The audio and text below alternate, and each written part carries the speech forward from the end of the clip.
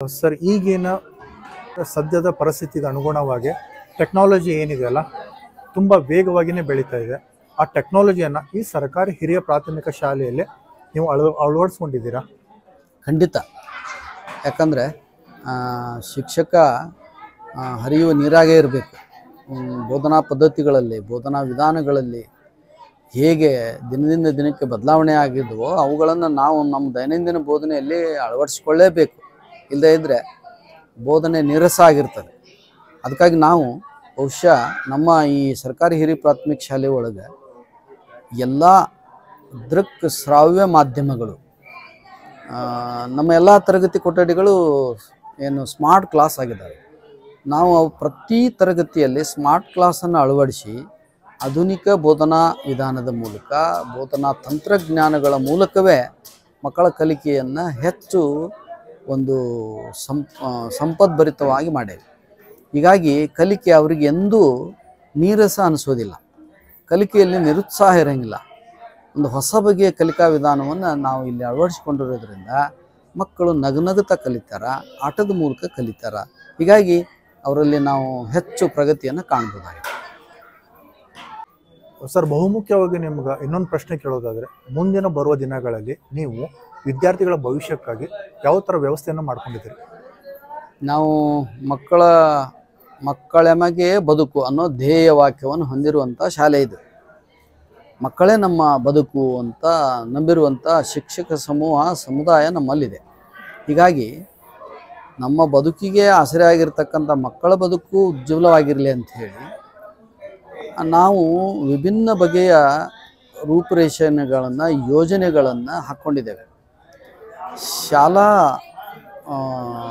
ಒಂದು ಸಮಗ್ರ ಅಂದಾಜನ್ನು ರಚಿಸಿಕೊಂಡು ಈ ಶಾಲೆಯಲ್ಲಿ ಓದ್ತಕ್ಕಂಥ ಮಕ್ಕಳಿಗೆ ಪೂರ್ವ ಪ್ರಾಥಮಿಕ ಶಿಕ್ಷಣ ಅಗತ್ಯ ಅನ್ನೋದನ್ನು ನಂಬಿಕೊಂಡು ಸರ್ಕಾರದ ಆದೇಶ ಇಲ್ಲದಿದ್ದರೂ ಕೂಡ ನಮ್ಮ ಶಾಲೆಗೆ ಬರುವಂಥ ಮಕ್ಕಳಿಗೆ ಪೂರ್ವ ಪ್ರಾಥಮಿಕ ಶಿಕ್ಷಣವನ್ನು ನಾವು ಸ್ವಯಂ ಪ್ರೇರಿತವಾಗಿ ನೀಡ್ತಾ ಬಂದಿದ್ದೇವೆ.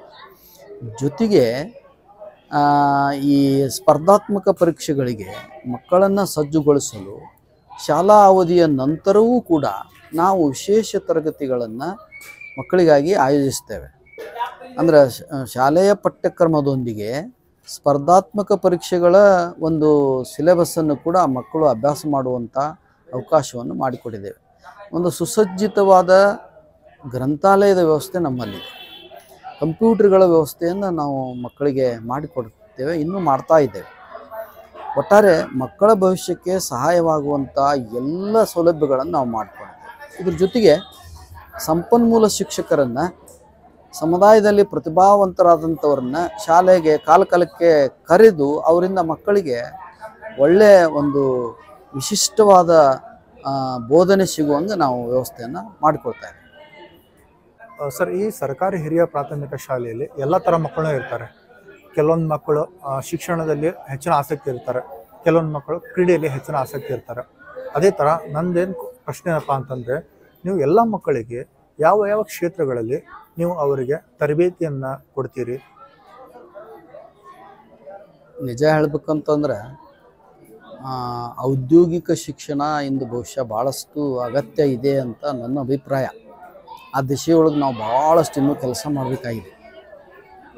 ಅಂದರೆ ಬರೀ ಓದಿಗಷ್ಟೇ ಅವಕಾಶ ಕೊಡದೆ ಒಂದು ಹಂತದ ಓದಿನ ನಂತರ ಮಕ್ಕಳು ಸ್ವಯಂ ಉದ್ಯೋಗ ಮಾಡಿಕೊಳ್ತಕ್ಕಂಥ ಒಂದು ಅವಕಾಶ ಅವರಿಗೆ ದೊರೆಯುವಂಥ ಶಿಕ್ಷಣ ಸಿಗಬೇಕು. ಆ ದಿಶೆ ಒಳಗೆ ಈಗಿರುವಂಥ ಒಂದು ವ್ಯವಸ್ಥೆ ಏನೂ ಸಾಲದು.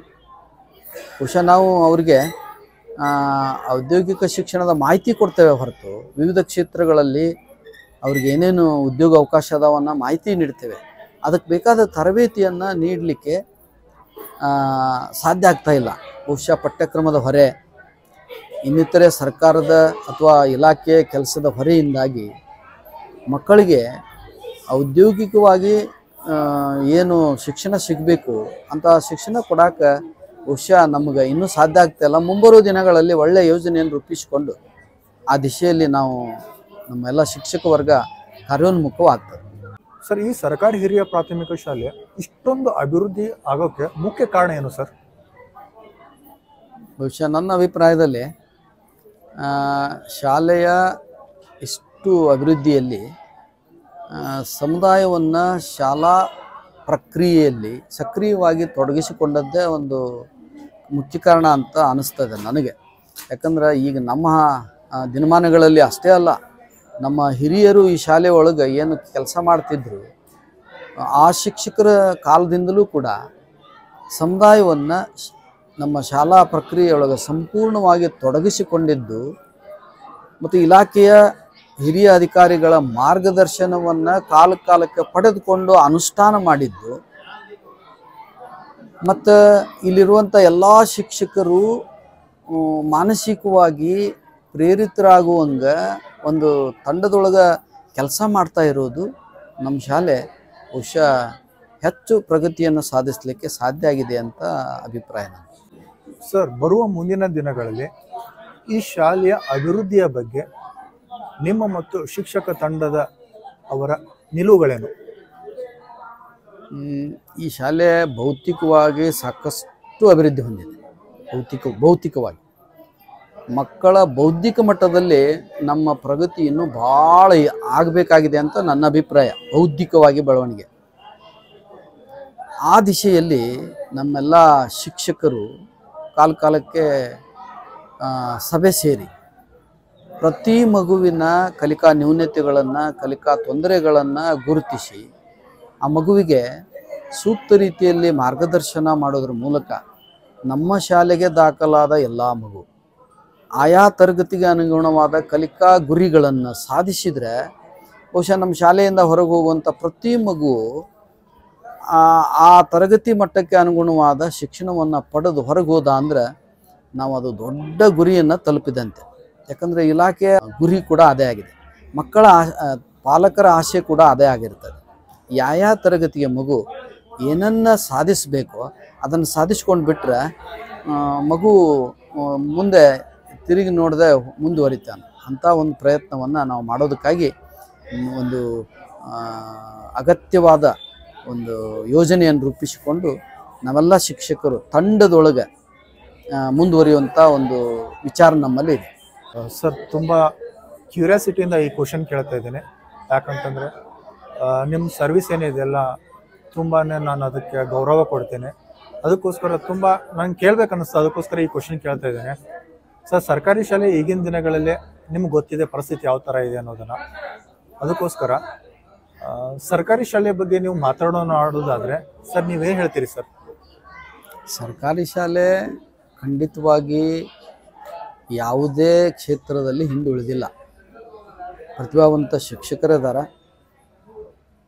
ಆಮೇಲೆ ಪ್ರೋತ್ಸಾಹಿಸುವಂಥ ಸಮುದಾಯ ವರ್ಗ ಇದೆ, ಶೈಕ್ಷಣಿಕ ಮಾರ್ಗದರ್ಶನ ಮಾಡ್ತಕ್ಕಂಥ ಅಧಿಕಾರಿಗಳದಾರ, ಆಸಕ್ತಿಯಿಂದ ಕಲಿಯುವಂಥ ಮಕ್ಕಳು ಅದಾರ ನಮ್ಮಲ್ಲೇ.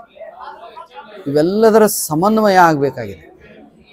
ಅಂದರೆ ಕಲಿಸುವ ಶಿಕ್ಷಕರ, ಪ್ರೋತ್ಸಾಹಿಸುವ ಸಮುದಾಯದವರ, ಕಲಿಯುವ ಮನಗಳುಳ್ಳ ಮಕ್ಕಳ ಮತ್ತು ಶೈಕ್ಷಣಿಕ ಮಾರ್ಗದರ್ಶನ ಮಾಡುವಂಥ ಅಧಿಕಾರಿಗಳ ಸಮನ್ವಯತೆ ಕೊರತೆಯಿಂದಾಗಿ ಬಹುಶಃ ನಾವು ನಿರೀಕ್ಷಿತ ಗುರಿ ಸಾಧಿಸಿಲ್ಲ. ಆ ಎಲ್ಲರ ಅಧಿಕಾರಿಗಳ ಮಾರ್ಗದರ್ಶನ ಮತ್ತು ಶಿಕ್ಷಕರ ನಡುವಿನ ಸಮನ್ವಯ, ಸಮುದಾಯದವರ ಸಹಭಾಗಿತ್ವ ಇವುಗಳು ಮೇಳೈಸಿದರೆ ಬಹುಶಃ ನಮ್ಮ ಸರ್ಕಾರಿ ಶಾಲೆಗಳು ಯಾವುದೇ ಖಾಸಗಿ ಶಾಲೆಗಳು ಹಿಂದುಳಿಯಲಾರವು. ಈ ದಿಶೆ ಒಳಗೆ ನಾವು ಶಿಕ್ಷಕರಾದಿಯಾಗಿ ಅಧಿಕಾರಿಗಳು, ಸಮುದಾಯದವರು ಜೊತೆಯಾಗಿ ಒಂದು ಪರಸ್ಪರ ಪ್ರೀತಿ ವಿಶ್ವಾಸದಿಂದ ಕೆಲಸ ಮಾಡಿದರೆ ನಮ್ಮೆಲ್ಲ ಸರ್ಕಾರಿ ಶಾಲೆಗಳು ಎಲ್ಲ ಖಾಸಗಿ ಶಾಲೆಗಳನ್ನು ಮೀರಿಸುವಂಥ ಒಂದು ಸಾಧ್ಯತೆ ಇದೆ. ಅದಕ್ಕಾಗಿ ನಮ್ಮಲ್ಲಿ ಸಮನ್ವಯದ ಕೊರತೆ ಒಂದನ್ನು ಬಿಟ್ಟರೆ ಉಳಿದ ಯಾವುದು ಕಾರಣನೂ ನಾವು ಹೇಳಬೇಕಾಗಿಲ್ಲ. ಪರಸ್ಪರ ದೂಷಣೆ ಇಲ್ದನ ಶಿಕ್ಷಕರಿಗೆ ಸರಿಯಾಗಿ ಕೆಲಸ ಮಾಡೋಂಗಿಲ್ಲ ಅಂತ ಅಧಿಕಾರಿಗಳು ವಿಸಿಟ್ ಮಾಡಿ ಮಾರ್ಗದರ್ಶನ ಮಾಡೋಂಗಿಲ್ಲ ಅಂತ ಸಮುದಾಯದವರು ಸಹಕಾರ ಇಲ್ಲ ಅಂತ ನಾವು ದೂರೋದು, ಇದು ಆಗಬಾರ್ದು. ಎಲ್ಲರ ಸಮನ್ವಯದ ಒಂದು ಫಲವಾಗಿ ನಮ್ಮ ಸರ್ಕಾರಿ ಶಾಲೆಗಳು ಉಜ್ವಲವಾಗಿ ಉತ್ತರೋತ್ತರವಾಗಿ ಬೆಳಗಬಲ್ಲವು ಅಂತ ನನ್ನ ಅಭಿಪ್ರಾಯ. ಸರ್, ಈ ದಿನ ನನಗೆ ತುಂಬ ಸಂತೋಷದ ದಿನ. ಯಾಕಂದರೆ ಒಬ್ಬ ಶಿಕ್ಷಕರನ್ನು ನಾನು ಇಂಟರ್ವ್ಯೂ ಮಾಡುವ ನನ್ನ ಸೌಭಾಗ್ಯ ಕೂಡಿ ಬಂದಿದೆ. ಅದಕ್ಕೆ ನಾನು ತುಂಬ ಖುಷಿ ಇದೆ ನನಗೆ. ಮತ್ತು ಈ ನಿಮ್ಮ ಸುದೀರ್ಘ ಅನುಭವದ ಅಂತಂದರೆ ನಿಮ್ಮದ ವೃತ್ತಿಯ ಅನುಭವವನ್ನು ನಮ್ಮ ಜೊತೆ ಹಂಚ್ಕೊಂಡಿದ್ದಕ್ಕಾಗಿ ನಾನು ನಿಮಗೆ ಹೃದಯಪೂರ್ವಕವಾಗಿ ನಮಸ್ಕಾರಗಳನ್ನು ತಿಳಿಸ್ತಾ ಈ ಕಾರ್ಯಕ್ರಮವನ್ನು ಇಲ್ಲಿಗೆ ಮುಗಿಸ್ತಾ ಇದ್ದೀನಿ ಸರ್. ನಮಸ್ತೆ. ತಮಗೂ ನಮಸ್ಕಾರಗಳು. Thank you sir.